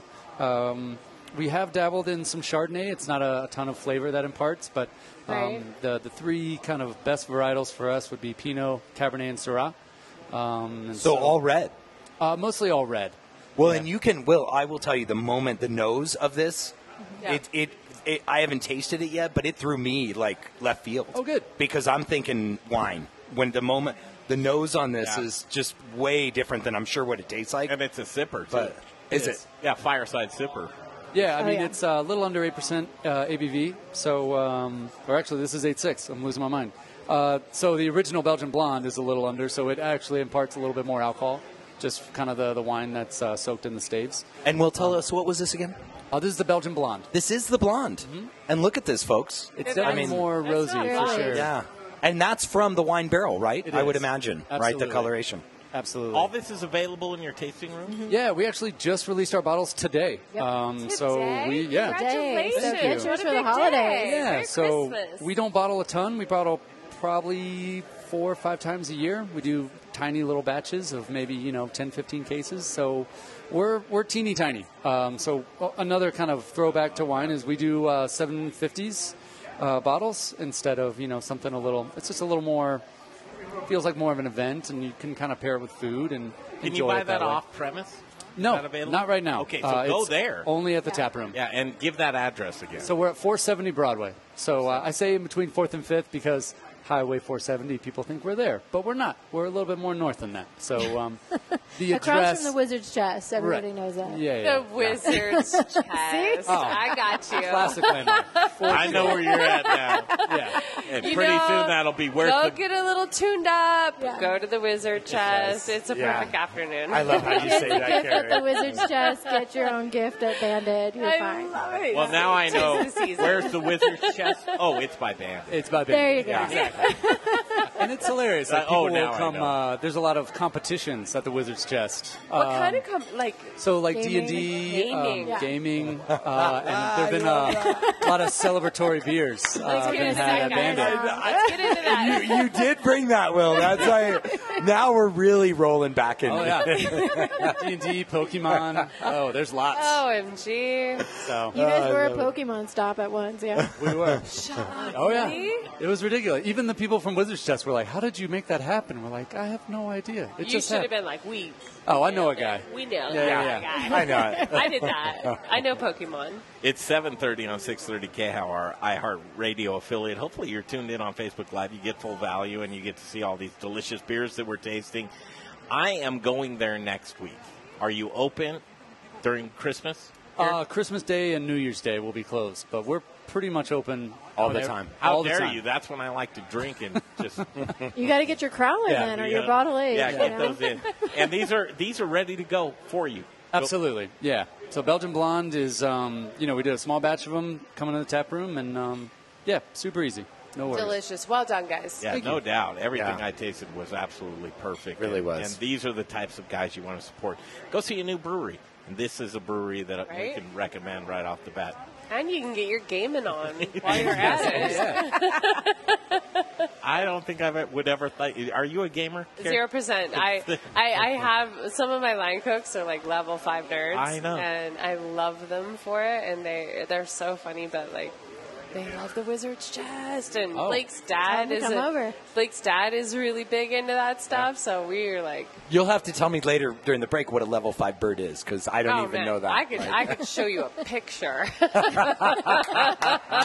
Look who's in the little rich corner. I love this. Oh, Blakers! Is in the little rich corner. That's enough. It's coming up right here. All right, we're going to break away here. Stay Thank tuned. you guys. This is going to be All good. right, Brianna, you guys see are great. us, yeah. Bandit Oak Brewing Company. Go see those guys. Support local. And this is Heck yes. Hyper local, man. All right, we'll take a break. Come back. We're going to do distilling. And Stephen Gould's up with Golden Moon Distillery and Golden Moon Speak or Speakeasy. Either one you want. We're going to do spirits. Up next right here on the Modern Eater Show on iHeartRadio. Woo! You mean we've got one more hooch segment? Holy cow, this is going to get ugly in here. It's going to get ugly. And look, we're here. We don't know what to do with our hands. I don't know what to do with my hands. I don't know, but I whiz excellence in the morning. I know that. Whiz it straight from my whiz. I know. So I'm here with Blake, an incredible chef. Blake, where are you at these days? And you've been there a while. Where are you at? Well, right now I'm in Mr. Oso. We just opened up about 6 weeks ago.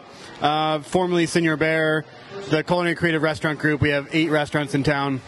A ton of stuff going on, but Mr. Oso is my baby right now. So Wait. So where are you? Where is that restaurant? 32nd and Larimer. On the corner. End of the block from me. Yeah. I'm on 31st and Larimer. Doing what? Making tortillas. That's you? Yeah, that's me. Oh my God, I got to get down. So what's going to be on your Christmas? What's going to be on your Christmas table for dinner? Honestly, my mom. We're gonna go visit my mom on Christmas Eve. Nice. She likes to do a Christmas story. Christmas Day, so we're gonna have Chinese takeout at the house. Yes, which is super fun. She's been doing it for years. It's really fun. And then Christmas Day, I'm gonna go visit my dad's side of the family, and then that's it. Awesome. So, yeah. Merry Christmas, brother. Hey, we got some words coming up. We'll be right back. Great. Sausage awesomeness. My family is proud to carry on the fine traditions of Rome's founder, Jerry Rome, by producing a variety of amazing sausage in small batches with an eye on quality, not quantity. Every batch is made here in the great state of Colorado by hand mixing spices, utilizing lean cuts of pork to make an outstanding product. Sourcing ingredients and materials locally, we are committed to supporting local vendors, chefs, restaurants, and the entire Colorado food scene. Getting hungry yet? Brats, Italian, breakfast, hot Polish, green chili, chicken apple, and the world's best chorizo. You can source all of our sausage through a variety of food service distributors. If your distributor doesn't carry it, call us. We'll come direct. You want a custom item? We'll do that too. Samples, and of course, sausage jokes, can be had by contacting me directly at chris@romesausage.com or by phone at 303-296-7663. The modern eater loves Rome sausage, and I know you will too. Wear black and eat spices. Hey, Modern Eater listeners, this is Zach from The Spice Guy, Colorado's favorite spice company. Spice is the variety of life. At The Spice Guy, we have a passion for sourcing the best ingredients from the best farmers all over the world. Choose from thousands of different GMO-free spices and ingredients, or let us create and blend custom flavor profiles for whatever style of food it is that you're working with. With over 1,000 restaurants, food brands, and chefs behind us, you can't go wrong when you choose The Spice Guy for all your spice needs. The Spice Guy. Spicy. Born in Breck, raised in Denver. TheSpiceGuyCo.com. Listen up, barbecue lovers. Greg Hollenback here for Proud Souls Barbecue and Provisions. Proud Souls is Denver's authority of all things barbecue. Do you rule your neighborhood with the best backyard barbecue? From beginners to pitmasters, Proud Souls has all the equipment you could possibly want. A variety of wood, pellet, and charcoal grills and smokers. Award-winning pitmasters and owners of Proud Souls, Dan and Tony, have a passion for barbecue, and it shows. Located on 25th and Federal, Proud Souls retail store is bursting at the seams with your barbecuing essentials, the Spice Guy spices, and superior flavored fuels for your pit like hickory, mesquite, oak, pecan, cherry, apple, peach, maple, grape, and a variety of blends. Hit their website, ProudSoulsBBQ.com, for delicious hands-on barbecue classes and get information on current promotions and deals. For the best in barbecue, locally owned and operated on 25th and Federal, there are guys. Proud Souls Barbecue and Provisions. That's ProudSoulsBBQ.com. Hi, this is Lori Midson. I'm a food hack, a food writer. I was just told that I should put my line, and you're listening to the Modern Eater Show on iHeartRadio. Back at it, Studio Kitchen, Colorado, the Modern Eater Show on the final swing into 2 segments of talking distillates. Your button is glowing, right? Freaking, you are very Christmassy. Trying. Went down to downtown. I get everyone get out of the house this weekend. Enjoy the holiday spirit. Go downtown. Support your local businesses and restaurants. I agree, absolutely. All right, here he is, Stephen Gould, Golden Moon Distillery. Hey, everybody. How are you, Stephen? Hey. Good to see. It's been a while. We've been wanting to catch up with you for quite some time. It's good to have you here in the kitchen. This is the time of the year for me. I'm down with the brown spirits. I don't know, conducive to kind of colder months to me. To everybody, I think. I think so. And every month is cold in Colorado for Greg, so he's really down with the brown. Well, and here's the thing. Even if it's warm, you make yourself a whiskey highball. It's a great summer drink. Yeah. And in the winter, you go a little heavier cocktail. We're going to play around here in a little bit with a little rye whiskey and make a Boulevardier with a little bitters and stir it and drink it. So. I love that you're using that bitters, by the way. We have a few Hearth and Dram. Shout out to those folks who are making some great bitters locally, but no one like that man right there. Big winemaker, switched into alcohol. That right there is probably one of the best bitters, in my opinion, on the market. If you're drinking stuff like Contrato or the other red, it's just red dye number 7, right? Well, that's not. No, this is all natural. Yep. He's a casual acquaintance. I wouldn't say we're friends. I love everything the man does. I'd like to say the same thing about the Koki Vermouth. Roberto Bava is a friend. He makes beautiful wines as well. They both have very similar outlooks on life, and their products are wonderful to use in cocktails any chance I get. Maybe Good I for should you. Just I'm roll excited. With that. Brian likes to get right into it. And I like to set the stage. It drives me crazy. I watch the film on There's the so next many jokes right now that I'm going to hold back. See how you are. He likes to jump right into it. Keep on, gentlemen. And we love it. Carrie, how would you start this interview out, meeting Stephen for the first time? Well, Stephen, hi. Hi. It's so nice to meet you. It's a pleasure to meet you as Please know that I drink rye. I drink ryes. That's what I like. And so, what do you got for me? So we do 2 lines of whiskey at Golden Moon. So we do our single malts, which are grain to glass, which is what this product is at Golden Moon. All the malt that we use is malted at Golden Malting, which is a wholly owned subsidiary of Molson Coors. So the malt house is right down the street. But then the second line of whiskeys we do are our Gunfighter line. And we work with a variety of distilleries in Tennessee and Kentucky. Mm-hmm. We bring in bourbons and ryes, and then typically we'll do something with them. So the rye whiskey we have here is 100 proof. Which one is it? This is the Gunfighter rye right here in the middle. Gunfighter. What a good name. You ready to go, Carrie? I'm sorry, that's the 13. Gunfighter rye. Oh, this one. Okay. This one. So this is 100 proof rye. It's made by our friends at O.Z. Tyler in Owensboro, Kentucky. We bring the spirit into Golden Moon. We put it in used California port-style wine casks, and we do a secondary finish, typically about 6 months. Okay. The barrels. Is that pretty standard? The age? This is more what someone in Scotland might do to finish a Scotch whiskey in a sherry or a port cask. Mm-hmm. So we're doing the same thing, but we're doing it with American whiskeys, and we're really making the whiskey our own. Yeah. So the reason we originally developed the Gunfighter line was solely to flesh out the cocktail program at Golden Moon Speakeasy. Cool. Everybody's making bourbons, everybody's making ryes. I've made them for other people. Yeah. We needed something that we would finish that would be our own for the cocktail program. Cool. Well, here we are 5, almost 6 years after Gunfighter was created.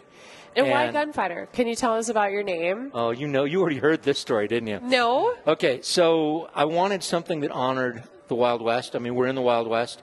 I always liked cowboy movies and westerns when I was little. Shootout. My father was a filmmaker. A lot of my family friends were actually in westerns. My uncle was a regular on Gunsmoke. Oh, Wow. So you're talking John Wayne, Ronald Reagan, real kind of Absolutely. The youngins won't even know what that is. I know. And this is where it gets even cooler, I think. So when I was 16, I worked as a stuntman. And among other things, I was in a Wild West show in Virginia City, Nevada. And that's actually me on the label. No. Yeah. So I'm the gunfighter. One of my favorite Sunday shows, Wild Wild West. Oh, my God. I love there. Wild Wild West. Oh, I love it. That was a great show, wasn't it? So I asked Blake to come in because he is like, he got me into rye. Wait, so I know a guy named Whiskey Bear. So the Whiskey Bear is standing right here next to me. Here he is. Hey, Blake. Oh, I just like it. Nothing too particularly special about it. I just really enjoy it. Yes, I drink rye because of my guy here, Blake. Well, and more often than not when I'm at home, I'm going to make cocktails off of my rye. Yep. If I'm going to drink my single malt, I'll typically drink it neat or in a highball. Mm-hmm. But if I'm building cocktails, it's typically off of the port finish rye. We've actually just launched a rum finish rye as well. That's really good for rye old fashions, but for Manhattans, for liberals, for Brooklyns, for your classic really earthy, spicy cocktails, I think the port finish works better. Yeah. Cool. So Greg didn't know how to get that. It's a drink. It's a drink. Greg's like, wait, Manhattans and liberals? Where? Where's the show going? I wanted to hear. I old-fashioned. wanted to hear a Rob Roy in there, which I was telling. Oh dear. Okay. Where do we start? So, do you want to start by talking about Golden Moon? You want me to whip up a couple of cocktails? We can pass them around. Talk about Golden Moon while we whip up some. All of the above. Oh, yeah, do it. I'm going there. First of all, with any spirit, you should go straight first, right? Yeah, go ahead. Yeah. I guess. I don't know. Straight to the spirit. We've got we have enough. What does that mean now? Do we have enough glassware Yeah, there? sure we do. George, grab some glasses, would you? Yeah, grab some small glasses, would Grab you? some of those little small glasses. We'll do that. We're going to need like 97 glasses. Yeah, and then start with. I mean, my don't you math's think pretty we good. should like taste each one like raw dog and then put it in there? I think that's only best when it's straight lip to the bottle.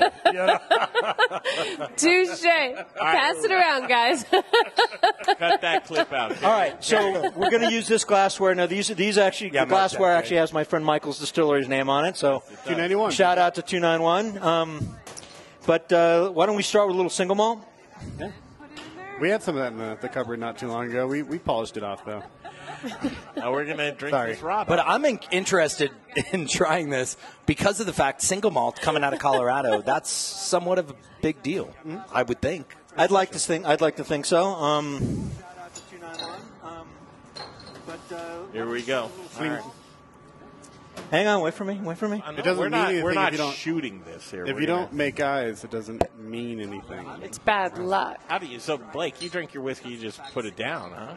Yeah, neat and quick. Neat and quick. All right, I'm going to smell it. I'm an efficient human being. Like I don't mess around. So single malt, though, right?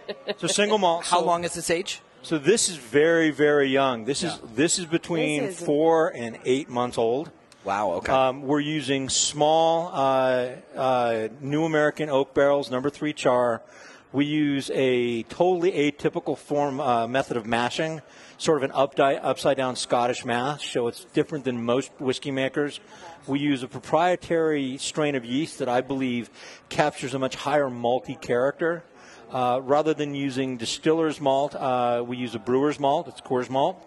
And what we end up with is a very approachable, really, I'm very biased, but it's a wonderful whiskey. We actually took with Principium, this one, which we've just launched. We took a gold medal this year at the World Spirits Competition in San Francisco. Oh, congratulations.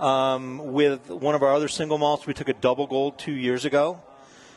So it's really good whiskey, even though it's younger than most people would expect. Which I kind of appreciate because a lot of times when we're talking about Michael Myers, and he's unapologetic about wanting a very rich whiskey. He'll force stave, use smaller barrels. Michael makes beautiful whiskey. I mean, his absence stave bourbon is amazing. His rye is amazing. He is a quality whiskey maker, and we're proud to have him in Colorado. I like the color, the flavor, the taste, the nose. It's all good on It's that. got a really It's rocking. peaty. Is that an Are you going with acceptable peaty word? on that one? I wouldn't go peaty with it. Really? I'd go malty. Okay. Well, I'm getting a but sweeter. remember, I'm getting a everybody's sweeter palate's different. side Maybe than I'm the just a little earthy. bit more hypersensitive, No, everybody's- tuned in than you guys are. Everybody's palate's a little different. Well, as a woman, at the only woman at the table, I would I'm sure. totally I'm say sure I Carrie. just have a deeper connection. To You it are than way. guys I do. would totally agree with that. I would totally agree. All right, let's break off, come back for the Booze in the News segment. I think, Blake, you're going to make some cocktails here?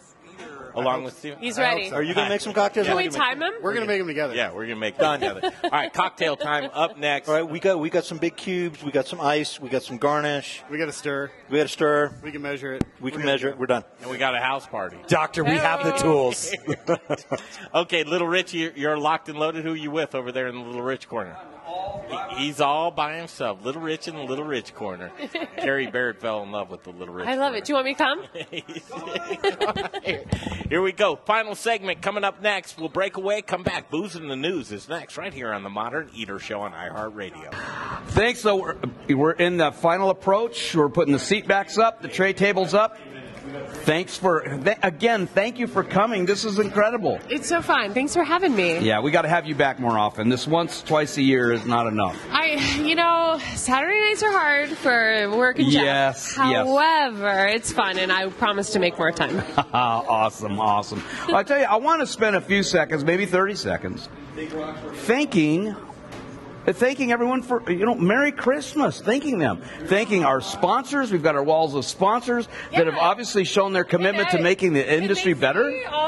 All of these, I feel like a little Vanna White. You have such a huge list. It's getting there, but I want to thank our sponsors. I want to thank the 700. We've had 700 plus people come visit the kitchen this year. I love it. And this kitchen is just getting better by the day. It really is. And most importantly, I want to thank our viewers. You guys make it all possible. And thank you so much. Come down, keep watching, come down. If you're a chef, you want to come on, come do it. Huh? Let's do it. This is kind of fun. Hurry up. It's super fun. We'll be right back. Colorado chefs, Brian Freeman with Growers Organic and the Modern Eater Talk Show. Do you care about where your food comes from? I do. Do you want loyalty from customers who care about that as well? I can help by providing top quality organic produce with reliable delivery, knowledgeable sales team who genuinely care about how food is grown, transported, and served. Chefs, Growers Organic will ensure you have excellent ingredients for your next James Beard dinner, your nightly specials, or your regular menu items. Join the organic revolution and go organic with Growers Organic. Look us up online at growersorganic.com. Hey, chef friends, it's Little Rich here from Raquelitas Tortillas. Raquelitas, known for hyper-local, innovative, and healthy tortillas and chips, served by Colorado's top chefs, and that's why we only use Colorado Mills sunflower oil. If you, too, want to serve the healthiest, most vibrant-tasting foods, you must use Colorado Mills. Colorado Mills is hyper-local, Colorado-grown, cold-pressed in Lamar, Colorado. Whether you bake, fry, or saute, get your Colorado Mills today. Available through Shamrock, Growers Organic, and Dawn Foods. For the best oil in the business, use Colorado Mills. Okay, back to the show in just a minute. Right now, Jeff Rourke and A+ Beverage Solutions. Beer, it's important, but it's important that it tastes like the brewer wanted it to taste. If you're pouring beer in a shoddy tap system, the glycol's off, temperature's off. I've seen places where you pour the beer, they're pouring it into a pitcher because there's so much foam, and then they pour it in a glass, the temperature's off. I can't even believe they'll serve it. I just saw it the other day, and it is a sin. It is. And don't you think often they just put it in the pitcher and then pour it right down the drain? Yeah. What's the point of that? No, because that's exactly what we're talking about, efficiency. If you're pouring inefficient beer, what are you doing, boys? You're pouring your money down the drain. That's dirty. That is well dirty. done. Is that a catchphrase? We need to pour efficient beer and start the revolution with Jeff Rourke and A+ Beverage Solutions. He's going to make sure you got the custom tap lines of your dreams, or he's going to come in and do the maintenance that you so desperately need. Jeff Rourke and A+ Beverage Solutions, family owned and operated. These are the guys that you want to go to. His cell phone number, Brian, you got a pen? Give me 1 second. 720-272-3809. Say it again. 720-272-3809 for the best in the business when it comes to tap lines and tap solutions. It's Jeff Rourke and A+ Beverage Solutions.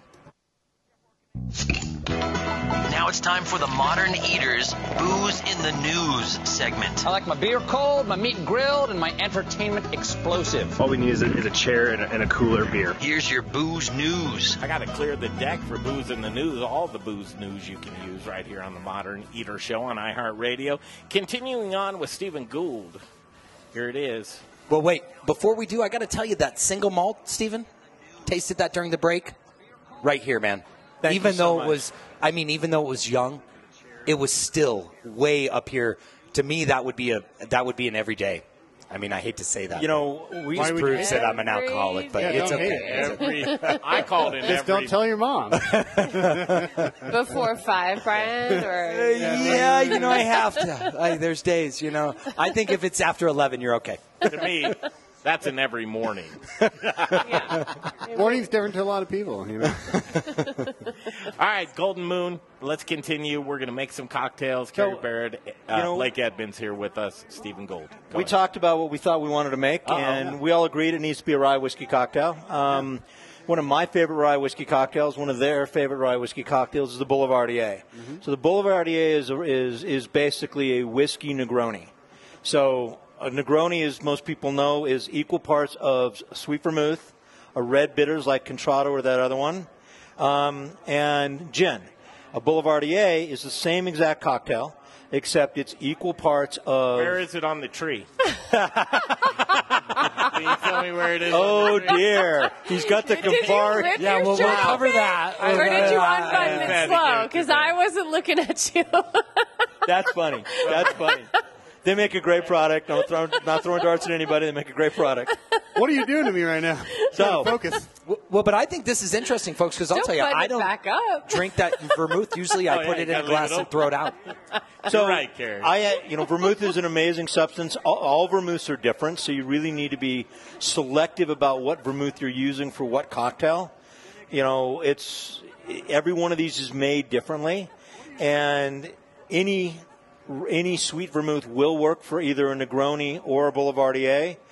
But really, the individual person, the bartender, whoever's making the drink, needs to take some time, taste the different vermouths, experiment, because they're different. It's balanced. What's the difference between a sweet and a dry vermouth? So it's really, really basic. A sweet vermouth is typically red or brown.